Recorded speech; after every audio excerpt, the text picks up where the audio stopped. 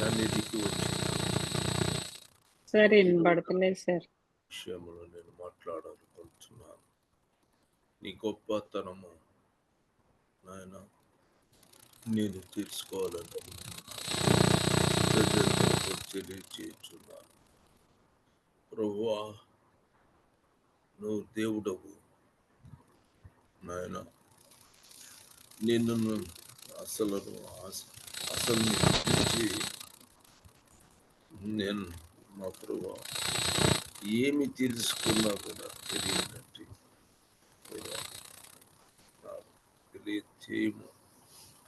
నాతో మాట్లాడు యేసయ్యా, నాతో మాట్లాడమని నజరేయుడైన యేసుక్రీస్తు ప్రభు యొక్క దేవుని నామం వేడుకొచ్చు ప్రార్థించున్నాను. ఆమేన్.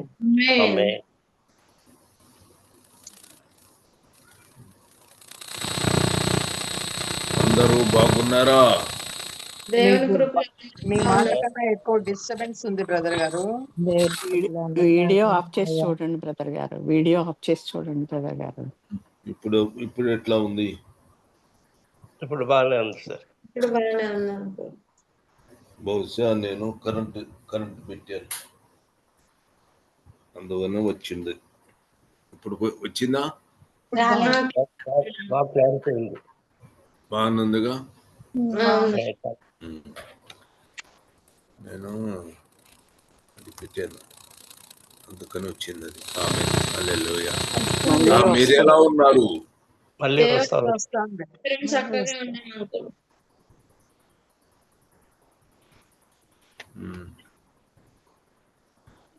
మీరందరూ కూడా బాగున్నకు దేవుని కృతజ్ఞత స్తుతి స్తోత్రములు కలుగును గాక. సౌండ్ వస్తుంది సార్, మళ్ళీ సౌండ్ వస్తుందండి. వినపడుతుందా? వీడియో తీసేయండి మొన్నట్లాగా. ఛార్జింగ్ తీసేసి ప్లే చేయండి సార్. ఇప్పుడు వినపట్లేదా? ఛార్జింగ్ తీసేసి కానీ మధ్యలో పెద్ద డిస్టర్బెన్స్ లాగా వస్తుంది.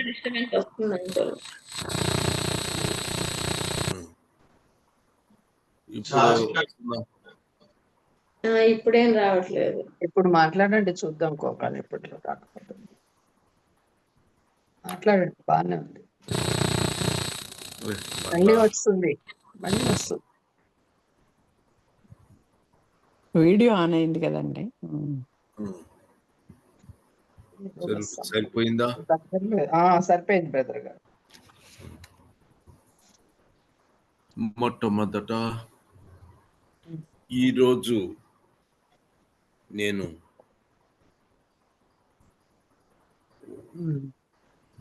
నా జీవితంలో నా ప్రభు నాకు చేసిన విషయములు 5 విషయాలు ఈ మధ్య కాలంలో నా ప్రభు నాతో తెలియజేసిన విషయాలు నేను మార్చాలి అనుకున్నాను. అన్ని విషయాలు తెలియాలి, అందుకని నేను మీతో చెప్పాలని అనుకుంటున్నాను. ముందు మత్తయి 11:32 వచనం చదవండి. మత్తయి సువార్త 11వ అధ్యాయము 32 లేదు 30 వరకే ఉంది బ్రదర్. 11:32 మత్తయి సువార్త 11:32 లేదు బ్రదర్, 30 వరకే ఉంటుంది. ఏంటది? 12:32. మనుషుల ఎదుట, సరే వాక్యం చదువుతున్నా. మనుషుల ఎదుట నన్ను బహు ఒప్పుకొని వాడెవడో నా తండ్రి ఎదుట పరలోకమందు నా తండ్రి మరి ఎదుట నన్ను వచ్చి ఒప్పుకొందును. ఆమేన్. వాణిని గురించి ఒప్పుకొందును. 10:32 అంకుల్. 10:32. అవును అంకుల్. మనుషుల ఎదుట ఎవడు నన్ను ఎరుగనను, వానిని పరలోకమందున నా తండ్రి ఎదుట నేను ఎరుగనందును. ఇంకొక మాట, ఇంకోటి అది వేరు. ఇది ఇంకొక వాక్యము. ఎరగనంటున్నాడు. మనుషుల ఎదుట ఎవడు నన్ను ఎరగనను, వానిని పరలోకమందు నా తండ్రి ఎదుట నేను ఎరగను. 32 మనుషుల ఎదుట చదవండి. నన్ను 32 మనుషుల ఎదుట నన్ను ఒప్పుకొని వాడెవడో పరలోకమందున నా తండ్రి ఎదుట నేను వానిని ఒప్పుకొందును. 32, 33. 10 11 10వ 10, అధ్యాయము 32. 32. ఉమ్. మళ్ళీ కాబట్టి చదవండి. మనుషుల ఎదుట నన్ను ఏం చేయాలి? ఒప్పుకొని వాడెవడో నేను పరలోకమందున నా తండ్రి ఎదుట నేను వానిని ఒప్పుకొందును. పరలోకమందు నా తండ్రి ఎదుట నేను వానిని ఒప్పుకొందును. ఒప్పుకొందును. ఆమేన్. హల్లెలూయా. హల్లెలూయా. కాబట్టి ఇక్కడ నేను కొన్ని విషయాలు చెప్పాలని ఆశించుతున్నాను. ఆమేన్. ఆమేన్. అసలు నేను చేసే అసలు వినపడలేక మీకు ఇప్పుడు వినపడుతుంది, మాట్లాడండి. వినిపిస్తుందండి. ఇప్పుడు వినిపిస్తుంది. రావట్లేదా? ఇప్పుడు వస్తుందా? బాగానే ఉంది, మాట్లాడండి. ఆమేన్. ఇక్కడ నేను మొట్టమొదటిసారి చెప్తున్న కొన్ని విషయాలు మీకు తెలుసుకున్నాను. వీటి మళ్ళా ఒకసారి చెప్తున్నాను జాగ్రత్తగా. నా భార్య ఐందవులు, కానీ నేను యేసు ప్రభుని నమ్ముకున్నాను. నా భర్త ప్రభువుని నమ్ముకున్నాడు అని అందుకు కొబ్బరికాయలు కొట్టి అట్టటి అన్ని కూడా మానేసింది. నా దగ్గర అడుగు పెట్టింది, నీ భర్త ఇట్లాంటి అన్ని ఆయన క్రైస్తవుడు అని చెప్పినందుకు వదిలేసింది ఆ రోజున. ఎందుకంటే ఏ మనుషులు ఎదుట నేను ఒప్పుకొనేదనో పరలోకమందు నా తండ్రి ఎదుట వానిని ఒప్పుకొందును. నేను ఏ మనుషులు అని మనుషుల ఎదుట నన్ను ఒప్పుకొనేవాడు. ఒప్పుకునేటువంటి విధానము నేను ఇక్కడ మొట్టమొదట చెప్తున్నా. ఇక మొత్తం 5 నాకు ఇప్పుడు వరకు ప్రభు నాకు తెలియజేసినటువంటి విషయాలు నేను మీకు తెలియజేస్తున్నాను. మీరు నమ్మండి, నమ్మకపోండి, అది వేరే విషయము. నా ప్రభు తెలియజేసినటువంటి విషయాలు, దేవుడు విషయాలు మీకు తెలుస్తాయి. ఒకటి, నేను మొట్టమొదట హాస్పిటల్లో అడ్మిట్ అయినాను. అది మీకు అందరికీ తెలుసు. అప్పుడు నేను పడుకున్నప్పుడు, అంటే నేను ఎట్లా ఉన్నాను, చేతులు కాళ్ళు కట్టేశారు. చేతులు కాళ్ళు కట్టేశారు. నాకు కట్టేసి నాకు మాటలు లేవు, అసలు కళ్ళు తెరవలేదు, మాట్లాడటం లేదు. అలాంటి పరిస్థితిలో నన్ను కట్టేసి హాస్పిటల్లో పడేశారు. ఆ పరిస్థితిలో నేను మొట్టమొదటిసారి కళ్ళు తెలిసే ముందు నేను నాతోటి నా ప్రభు నాతో తెలియజేసినటువంటి విషయం ఏమిటంటే, ప్రభువా, నేను అడిగాను, నా ప్రభువా అంటే మీరు ఒకవేళ బయట మాట్లాడుతా అన్నట్టుగా ఉంటుందేమో కాదు, నా లోపల ప్రభుతోటి నేను ఘోరమైన ఈ లోకములో నేను ఇక జీవించలేను, దయచేసి నన్ను తీసుకొని పో, నాకు ఆశ లేదు, నాకు ఇటు మీద దేని మీద ఆశ లేదు, కాబట్టి నన్ను తీసుకొని వెళ్ళు ప్రభువా అని నేను అడిగాను. అడిగితే ఆయన ఏం చేశాడంటే, అక్కడికి వచ్చి అటు చూడు అన్నాడు. అటు చూడు అంటే అట్లా తిరిగి మొత్తం చూశాను. ఎవరు నాకు కనిపించలేదు. కానీ నా యొక్క భార్య ఒక్కటి ఏడుస్తూ ఉన్నది. అక్కడ కూర్చొని ఘోరంగా ఏడుస్తుంది. ఏడుస్తుంటే నేను ఇలా చూసిన తర్వాత ఆయన గట్టిగా అరిచాడు. అంటే కోపంతో అరిచినట్టుగా నేను ఇలా చెప్పలేను, కానీ గట్టిగా అన్నాడు, అదిగో ఆమెను తీసుకొని రా బయటికి. కాదు, నీకు తీసుకుందిరా అన్నాడు. చూశాను కదా, నువ్వు ఆమెను తీసుకొని రా అన్నాడు. నేనేమంటున్నాను, ప్రభువా నాకు చాలా అయ్యాయి, ఇక నన్ను తీసుకోలేదు పోయా ప్రభువా అని ఆయన్ని అడుగుతున్నాను. ఆయన ఏమన్నాడు, ఆమెను తీసుకొని రా అన్నాడు. ఈ మాట గుర్తుంచుకోండి. దేవుడు అబద్ధం ఆడాడా అని ఆలోచన కలిగింది కాదు. ఆయన ఎప్పుడు అబద్ధం ఆడాడు. ఆయన మాట ఎంత కరెక్ట్గా ఉంటుందో మీకు అర్థమవుతుంది. అందుకని నేను చెప్తాను, నువ్వు తీసుకొని రా అంటే అర్థం ఏంటి? ఆమెతో పాటు రమ్మని నువ్వు ఆమెను తీసుకొని రా అంటే, నేను ఒకవేళ ఇద్దరం కలిసి పోతాము పర్వాలేదు, నేను నా ప్రభు ఆమెను తీసుకొని రమ్మన్నాడు కదా అని అనుకున్నాను, సంతోషపడ్డాను. అది మొదటి కళ అయిపోయింది.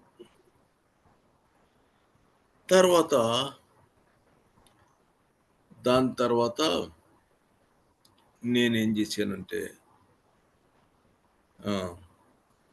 తర్వాత నేను చిన్నంగా లెగుస్తున్నాను. ఆమె బ్రహ్మాండంగా దేవుని ప్రార్థన చేసుకుంటూ నా కొరకు ప్రార్థన చేస్తూ ఉంది. ఆమె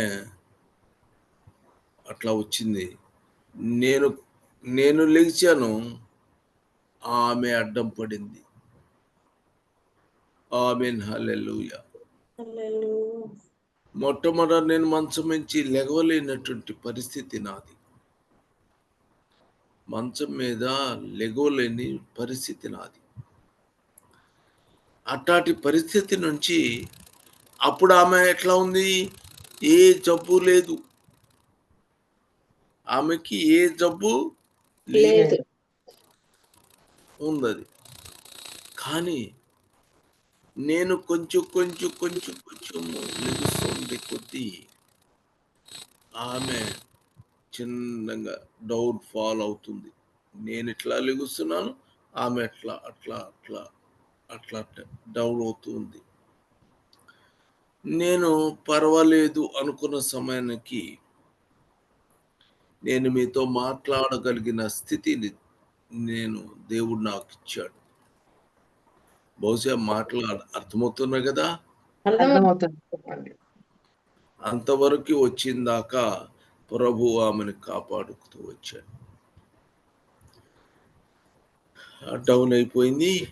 ఆమె ఏమైపోయింది, చివరికి ఆయన ఆమెను తీసుకున్నాడు. అప్పుడు నాకేమనిపిస్తుంది, నన్ను కూడా రమ్మన్నాడు కదా, తీసుకురా అన్నాడు కదా. ఆయనేమో నన్ను ఇద్దరిని రమ్మన్నాడు, ఆమెను తీసుకున్నాడు. అలాంటి పరిస్థితి తర్వాత తెలుస్తుంది మీకు. ఇది ఒకటి. తర్వాత నేను ఇంకా ప్రభు ఆమెను తీసుకున్నాడు. ఆమెన్, హల్లెలూయా. తర్వాత ఏం చేసిందంటే, యేసు ప్రభు నేనేమన్నా అంటే చెప్తాను విషయం. నా భార్య మంచం మీద పడుకున్నప్పుడు లెగలేని పరిస్థితిలో ఆమె, అయ్యా నేను ప్రభు చచ్చిపోతాను, నేను వెళ్ళిపోతాను అంటే, ఏం మాట్లాడుతున్నావు? నా ప్రభు జీవము కలిగిన దేవుడు, ఆయన ఒకటే మాట చెప్పాడు, నాతో చెప్పాడు. నేను చచ్చిపోయినటువంటి పరిస్థితిలో నా ప్రభు నాతో చెప్పాడు. ఏం చెప్పాడు? నువ్వు తీసుకొని రా అని అన్నాడు. కాబట్టి నువ్వు చచ్చిపోయే సమస్య లేదు, నువ్వు చచ్చిపోవు అని. కనీసం తను నాకు ఏదన్నా చెవులో చెప్పాలనుకున్నా కూడా నేనెన్నో అని వింటం మానేశారు. ఆమె చెప్పాలనుకున్న ఏదో లోక సంబంధమైన విషయమో ఏదో లేకపోతే ఏమి నాకు తెలియదు. నేను వినను, ఖచ్చితంగా నీవు బ్రతుకుతావు అని మూర్ఖంగా మాట్లాడారు. తర్వాత అయిపోయింది. ఆ రోజు టైం అయిపోతుంది. తర్వాత ఒకటి, రెండోది, ఈ కామ చనిపోయింది. చనిపోయిన తర్వాత ప్రభు ఆమెను వెళ్ళారు. ఇక తర్వాత ఏం జరిగిందంటే, నా భార్య ఏడ్చాను. అది కరెక్ట్ కాదు. ఏడవటం అనేది కరెక్ట్ అయిన విధానం. కానీ శరీర సంబంధముగా కాస్త ఎక్కువ ప్రేమ అది అనుభవించిన వాళ్ళకి అర్థమవుద్ది. సరే, ఆమెన్. కాబట్టి ఇకప్పుడు ఏం జరిగింది, నేను ఒకటైపోయింది. రెండోది, ఆమేన్, హల్లెలూయా.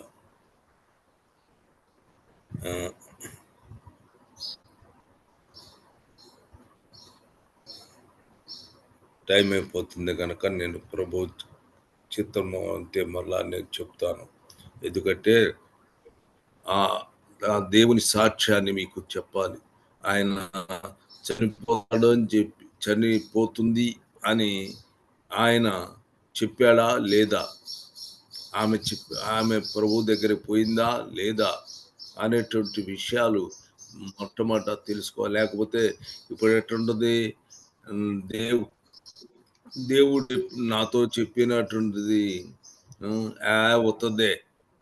ఆయన చెప్పేటట్టుగా ఆమె ఇది వచ్చిందా, ఆమె చచ్చిందిగా, మరి దేవుడు మరి నీకు చెప్పింది నిజమా అబద్ధమా అనేటువంటి విషయాలు మీకు అనుమానం కలిగింది ఖచ్చితంగా. కానీ దేవుడు చెప్పినటువంటి మాట తిరుగులేదు. అలాగే నాతో చెప్పిన మాట తిరుగులేదు. అది రెండు ఒక విషయము జరిగింది.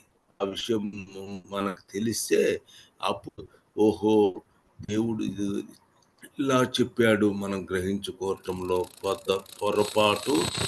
పొరపాటు ఇక్కడ ఉంది, లోపము అని అనేటువంటి విషయము తెలుస్తుంది. ఆమేన్.